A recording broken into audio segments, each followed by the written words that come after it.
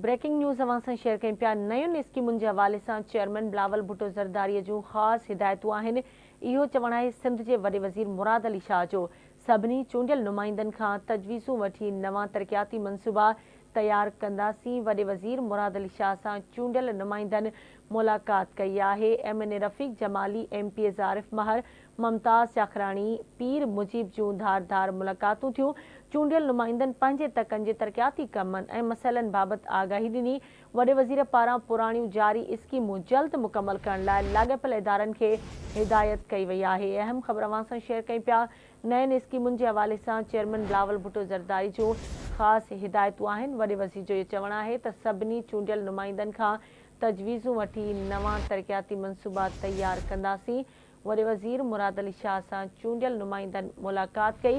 MNA रफ़ीक Jamali, MPS Arif महर, ममताज़ जाखराणी, पीर मुजीब जूं धारदार मुलाक़ातूं थियूं आहिनि। चूंडियल नुमाइंदनि पंहिंजे तक जे तरक़ियाती कमनि ऐं मसइलनि बाबति आगाही ॾिनी।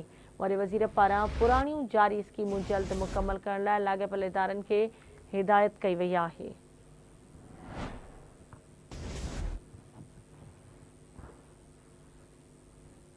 अहम ख़बर अवां सां शेयर कयूं पिया। नयुनि स्कीमुनि जे हवाले सां चेयरमैन बिलावल भुट्टो ज़रदारी जूं ख़ासि हिदायतूं आहिनि। वॾे वज़ीर जो इहो चवणु आहे सभिनी चूंडियल नुमाइंदनि खां तजवीज़ूं वठी नवां तरक़ियाती मनसूबा तयारु कंदासीं। वॾे वज़ीर मुराद अली शाह सां चूंडियल नुमाइंदनि मुलाक़ात कई आहे। MNA रफ़ीक जमाली, MPS आरिफ महर, ममताज़ जाखराणी, पीर मुजीब जूं धारदार मुलाक़ातूं थियूं आहिनि। चूंडियल नुमाइंदनि पंहिंजे तकनि जे तरक़ियाती कमनि ऐं मसइलनि बाबति आगाही ॾिनी। वॾे वज़ीर पारां पुराणियूं जारी स्कीमूं जल्द मुकमल करण लाइ लाॻापियल इदारनि खे हिदायत कई वई आहे। कराची मां आवाज़ जो रिपोर्टर इम्तियाज़ हराणी असां सां लाइन ते मौजूदु आहे।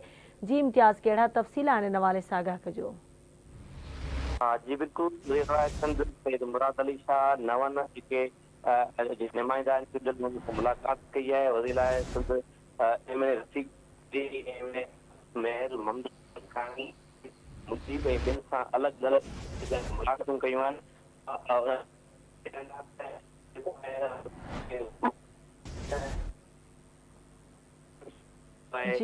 तरक़ियाती कमनि जे हवाले सां ऐं हुन सां जेके ॿिया मसइला आहिनि उन्हनि जे हवाले सां उन्हनि ब्रीफिंग ॾिनी आहे।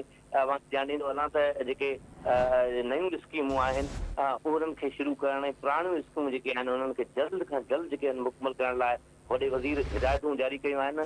ऐं नयुनि स्कीमनि जे हवाले सां उन्हनि इहो चयो त पाकिस्तान पीपुल्स पार्टी जे चेयरमैन बिलावल भुट्टो ज़रदारी जेको आहे उन्हनि ख़ासि हिदायतूं कयूं आहिनि ऐं उन तहत जेके नयूं स्कीमूं आहिनि उन जी शुरूआति कई वेंदी। नयूं शुरूआति कई वेंदी। ध्यानु ॾींदो वञा त वज़ीर सैयद मुराद अली शाह चयो आहे त नई स्कीमूं जेको आहे उन जी जेको आहे ज़रूरत जे मुताबिक़ जेको आहे सिंध जे मुख़्तलिफ़ शहरनि में जे मुख़्तलिफ़ तकनि ते जे मुख़्तलिफ़ ज़िलनि में आहे उहो बिलावल भुट्टो ज़रदारी जी जेको आहे जेके हिदायतनि मुताबिक़ उन्हनि स्कीम शुरू कई वेंदो। उन्हनि इहो चयो आहे त जेको सिंध में मुख़्तलिफ़ जेके आहिनि इलाइक़नि में तरक़ी लाइ असां कोशिशि आहियूं ऐं हुननि इहो चयो त पाकिस्तान पीपुल्स पार्टी जेको आहे मुख़्तलिफ़ जेके आहिनि तारीख़ी मनसूबा जेको आहिनि उन्हनि तरक़ियाती जा ॾिना आहिनि गुज़िरियल जेके 15 सालनि खां।